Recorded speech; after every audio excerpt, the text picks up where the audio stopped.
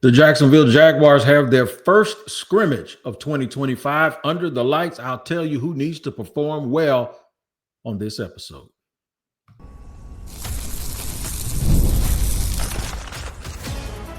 You are Locked On Jaguars, your daily Jacksonville Jaguars podcast. Part of the Locked On Podcast Network, your team every day. It's your team every day here on Locked On Jaguars. We thank you for making us your first listen. I am Tony Wiggins, the host of the Locked On Jaguars podcast that you can find wherever you get your podcast. Just make sure you tap into that location, whether you watch or listen, to make sure you do not miss an episode of the show. Thank you for our everydayers who join us and make us your team every day. And if you're a new person, I'll be glad to give you a reason to come back. And I put that pressure on myself to do that. So let's just get started. The Jaguars have their first scrimmage of the preseason. It is in the stadium under the lights with the fans watching. And there's going to be some things I want you to look for. So I'm going to run down what I want you to pay attention to. At least this is what I would if I was able to make it out there, but I'm not. This is what I will be watching for. We'll end the show talking about Travis Hunter in real action. Not walkthroughs, not three-quarter speed. It's a scrimmage. While they're not hitting, it will be real action. So you'll get your first look at him on both sides of the ball. You also get your first look at Diami Brown, the fast receiver that is sometimes forgotten in this situation because of Travis and because of Brian Thomas Jr., but I'll tell you why he's important. But we're going to start with a guy that didn't get his fifth-year option claimed on the defensive side of the ball. Devin Lloyd, his fifth-year option was declined by the team, but he is still a starter. At least he has been lining up, getting starter reps. Can they tap into Devin Lloyd's vast potential and make him someone of value that the Jaguars can either trade or decide to re-sign either between now and the end of the season or in next year's offseason? We'll see if he can be dynamic. And that's where we're going to start, because Devin Lloyd has been sort of a polarizing person with this team. And I know that there's more to it than him, but I remember the night Devin Lloyd was drafted. I had left the Jaguars draft party because Trayvon had gone number 1. And I thought that they wouldn't have another draft pick in the first round. I left and went to a cigar bar with my buddy Juice and my boy James, right? And we were sitting there, and Juice looked at me and said, "Wig, the Jags just traded back up." And I said, "It's got to be Quay Walker." He said, "No, he's gone." I said, "They're going to get Devin Lloyd." And I'll be, you know what, if the Jaguars did not trade away their second-round pick and an additional third-round pick to move up and take Devin Lloyd in that draft. And then they did the unthinkable. With the third-round pick that they had left remaining, they took Chad Muma. We'll throw him into this too, because neither one of them have lived up to anything. And the Jaguars actually, this is Trent Baalke now, traded up to take 2 linebackers. Mind you, they had signed Foye Oluwakan in free agency to be one of their starters. Now, let me pause right there and give Trent a little bit of a reprieve or a mulligan. When they took the team over that year, Trent had been the assistant GM. When they took the team over that year, they were going to a different defense. They were playing an odd front with 2 big outside linebacker types. They were playing a defense that Tampa runs. So at the start of free agency, they had nobody on this team to play linebacker. So they signed Foye Oluwakan to be their linebacker, right? And in that, they have 2 inside linebackers. Sometimes they still consider one a Mike and the other one a Will, or they just say inside linebacker, middle linebacker, inside linebacker. They had to get another starter. And Devin Lloyd was considered a first-round pick, and by the time the Jaguars traded up to 27, he was going to be gone, they thought. So they needed another starter, but they also needed depth. Because as they lined them up during the season that year, you had Foye and Devin starting at Mike and inside, if you will, or Mike and Will, if you will, however you want to say it.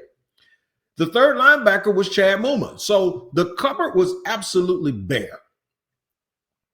I don't think you do that in one draft, though. I think you find you a journeyman. If you draft a dude in the first round, he's going to play. And if you sign a guy in free agency who led the league in tackles, he's going to play. That's when you go get a veteran. You go in the veteran market and make sure you find a couple of dudes that can play, or you wait till day 3. I don't believe in using those picks because what I said at that time was if Foye Oluokun gets to a second contract, one of those dudes ain't going to be here. So it's almost like you're hustling backwards and you're hedging your bets. And lo and behold, right before the 2024 season, Foye Oluokun got a contract extension. Part of that had to do with the fact that he had played so well, but the other part of it had to do with those two guys had not distinguished themselves yet. So the Jaguars weren't going to let this older veteran walk or look to trade that older veteran while he still had a year on his contract because the two young guys that they hadn't lived up to anything. So now we're here. Now both of those guys are in the last year of their deal. And now the Jaguars have Ventrell Miller, who they drafted the year after those two, who took a year to get healthy, but now that he is, he's firing on all cylinders. He's flowing to the ball like a madman. And then this year they drafted Jack Kaiser, who looks the part in every way, has a large body of work at Notre Dame, played at an extremely high level, high football IQ. He's a plug-and-play dude, right? He's one of those guys. But he was picked by James Gladstone and Tony Baselli, this new crew of personnel people the Jaguars have. So when you look at it from that perspective, I can go back and tangibly understand and explain the reason Trent did what he did. But I can also still criticize it because gone are the days of hedging bets. Gone are the days of doing that. And I guarantee you Chad Muma wasn't the best player on the board when you picked him. They picked that because of need. And that's the need that I explained to you earlier in this segment. But the Jaguars didn't cut those guys this offseason. They didn't trade those dudes this offseason. You know what they said? We can't fix everything. They used a lot of resources on the offensive line. They used resources at corner and safety. They didn't touch too much the interior of the defensive line. They did hit the edges. They said, let's see what they got. In our system, with our coaching, with our scheme, and our knowledge of both of those guys, because James Gladstone had been with the Rams for 9 years. Of course, they know these dudes. They got a book on them. These coaches all came from places where coaches gave input on to the team. Sometimes that doesn't happen. I doubt very seriously if Trent Baalke took a whole bunch of advice from coaches. And the reason why is because during the season, coaches don't watch college football. Scouts watch college football all year round, even when you don't even know they're doing it, and they're going around to these practices. And they get a 2-year book on guys. Some of these NFL coaches, the first time they hear of any of these players is when they're eliminated from playoff contention. So there's a chance that some of the playoff teams don't start, the coaches don't start, especially if they go to the Super Bowl. It's 2 weeks before free agency, before these dudes even start looking at free agents or before they even start looking at college guys. They don't do it. They don't watch college games. They're too busy preparing on Saturday night for Sunday. But in this situation, the Jaguars do depend on coaches to cross-reference and give reports and look at tape. And I think those people felt like it was enough to sit here and watch and see how it goes. What do you get for Devin Lloyd on the open market right now? 4th? Maybe a 5th-round pick? If you let him go in free agency, though, you might get a 2nd or a 3rd-round pick as compensation because he was a 1st-rounder. It won't be a 2nd. I think it'll be a 3rd, a compensatory 3rd pick. So let's keep him. See how it works out. If it works out and we still don't re-sign him and he signs with somebody else, and as long as we don't go crazy in free agency, we'll get some compensation. Even Chad Muma. If we decide after this year, we're just going to, no, this is what we're going to do. We're going to keep Ventrell Miller, Foye Oluokun, and we're going to keep Jack Kaiser, and we'll get us a dude in day 2 or day 3 next year to round our 4 guys out. That's smart. Very smart. Nonetheless, number 0 will be somebody we all need to be watching to see if he ever lives up to that potential that the Jaguars and Trent Baalke drafted him based on. I'll give you some other guys on the offense. Some of the next 2 dudes I'm going to talk about mainly is Diami Brown, the next one. Diami Brown, I'm going to save Travis Hunter for later, but Diami Brown, I'm going to mention him because I don't think y'all realize how good he is and how fast he is. And I'm also going to explain why he has a significant importance to this team And it has a lot to do with the dude y'all waiting for me to talk about. That's Travis Hunter. I'll tell you all about it in just a second here on Locked On Jaguars.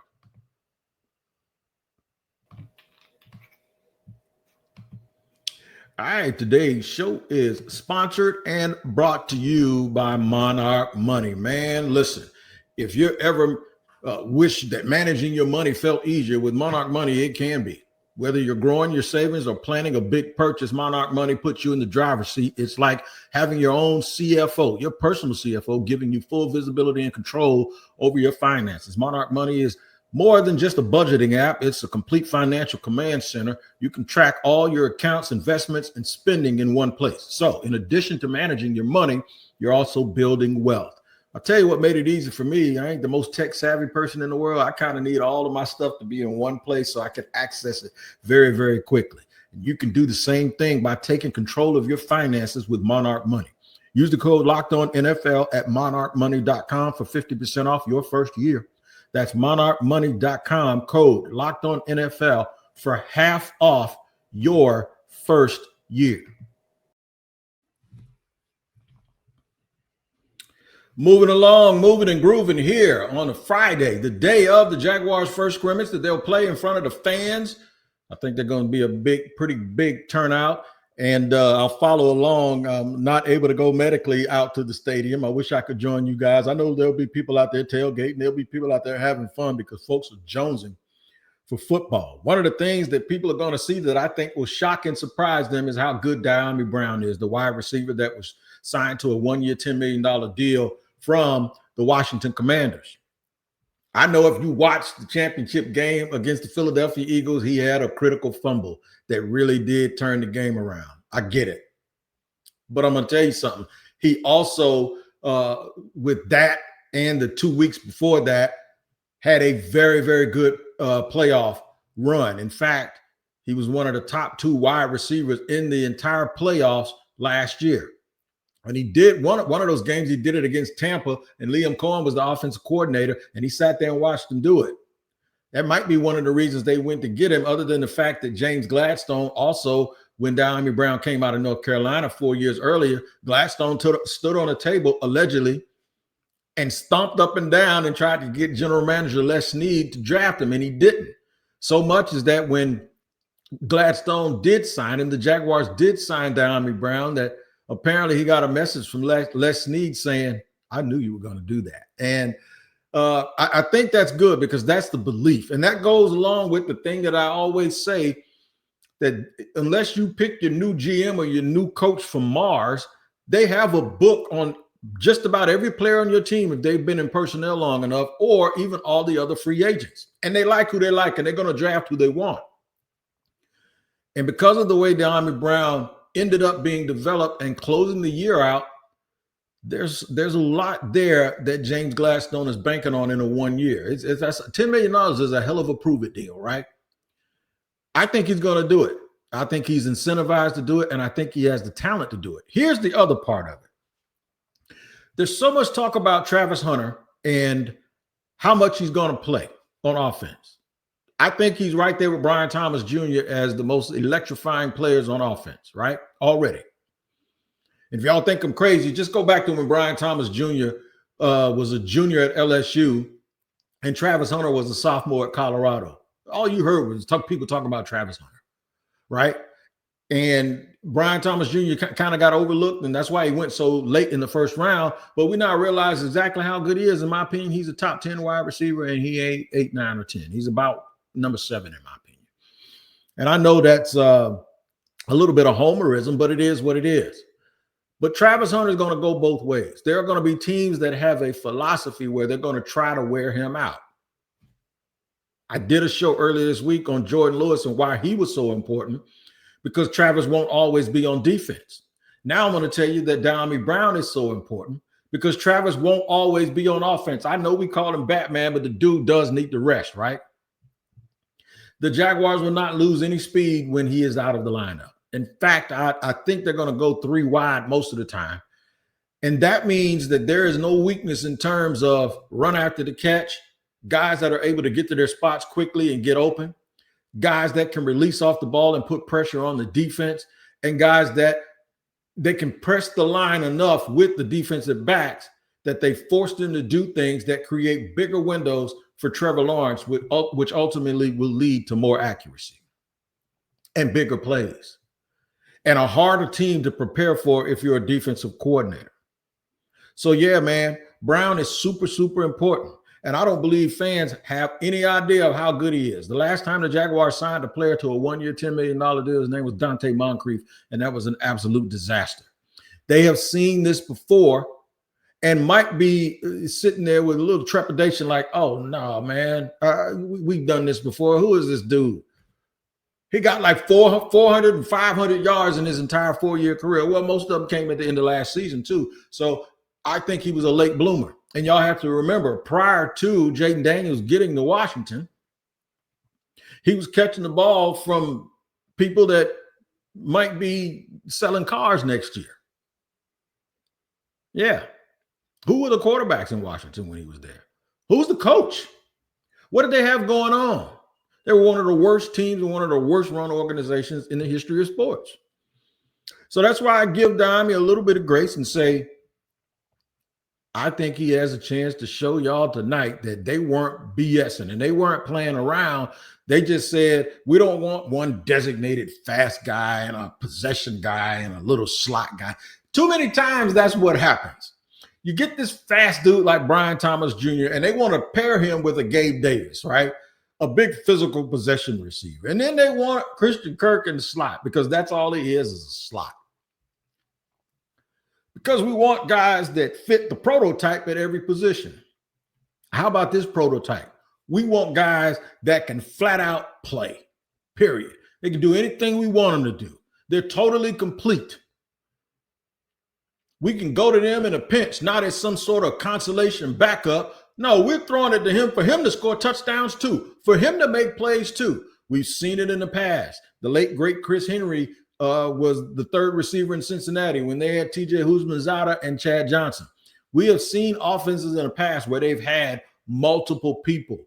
Early in the career of Jamar Chase and T. Higgins, they had Mr. Boyd, who was their slot guy. So you don't always get a whole bunch of guys at that position that are going to produce. But in this situation, I think the Jaguars are wide open for that to be a perfect thing to happen, because one of the reasons is I think Travis Hunter is going to play more on defense than people realize, because he basically turns into a wide receiver on defense, and he is a turnover waiting to happen for the other team. I'm telling you, they're gonna misunderstand, or that's not really the word I'm looking for. They're going to downplay his instincts, and they're going to throw some balls that's going to be picked off and be going the other way. So I think the Jaguars, out of necessity or just out of luxury, will play Travis on defense a little bit more, and they have to be judicious on how they rest him and put him in situations. And they have to be able to do that without losing any explosiveness on offense, and that's why I think Diami Brown is super, super important. Now, we keep talking about him. I'm going to get to it. I'm going to tell you what you should expect from Travis Hunter and how it is probably going to be the beginning of a nice, long, successful ride here in Jacksonville. We'll get to that in just a second here on Locked On Jaguars. All right, today's show is sponsored and brought to you by 5 Hour Energy. Listen, I'm telling you, man, you have to fuel up and turn it up with 5 Hour Energy Transfusion. It brings the bold, grape, ginger, and lime flavor your favorite golf drink usually has, minus the alcohol, into a quick, energizing shot. Whether you're sinking birdies or just memories with football, this one's a hole-in-one for your energy game. Let's be honest, some days on the course or off it, you just need that extra boost to stay sharp and energized, right? And I'm telling you, man, I get here sometimes to do the podcast and your brain feels fried. Sometimes you need a little boost up, and that's where 5 Hour Energy helps me out. Whether it's golf or football, it's all about good times with good people and good flavors. That great ginger lime flavor gives you the best parts of your clubhouse go-to without chasing down the beverage cart. All right, here's what you need to do. If you go to 5hourenergy.com, that's the number 5hourenergy.com, you can use my promo code LOCKEDONGOLF to receive 20% off your order. The offer is only valid until September 30th on one order and cannot be used with other promotion. The code is not good on subscription orders either. Make sure you check out 5 Hour Energy.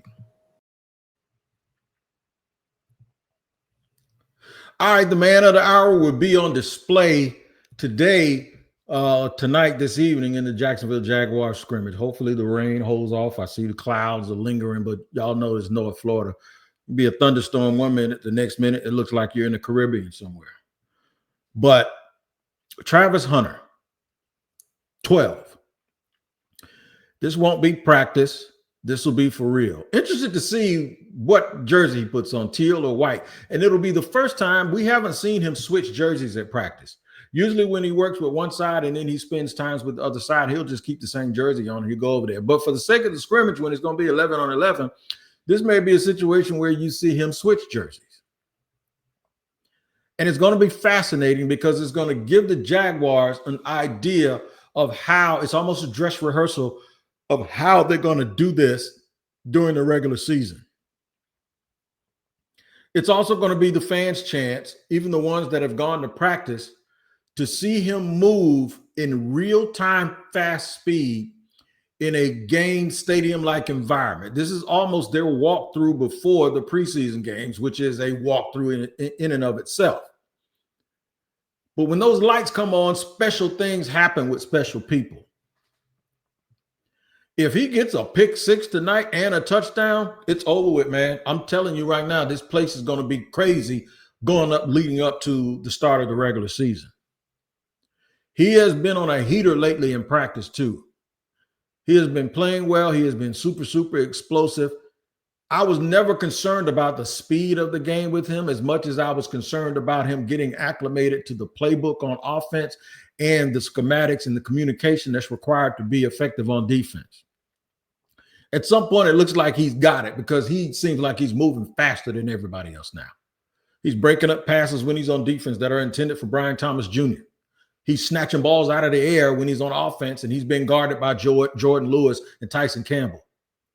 He's coming off of his man and instinctively breaking up passes that you might not think is a part of his responsibility, but he's able to get there because he's so dynamic. One thing they're going to do is let him be who he is. And if you didn't pay attention to anything else that Anthony Campanile, the D coordinator, or Liam Cohen, the head coach, has said, is they want him to be nothing more than who he is. They're going to put him in position to be nothing more than who he is because we believe who he is a superlative athlete, superfluous in his efforts. I am very, very eager, extremely eager to watch and listen to see how people respond, how they respond to Travis Hunter and how he responds tonight to all of the competition, to him guarding Brian Thomas Jr. and then him being guarded by Tyson Campbell. I want to just see how it feels to the fans. I'll be paying attention to everything that the everydayers say about it.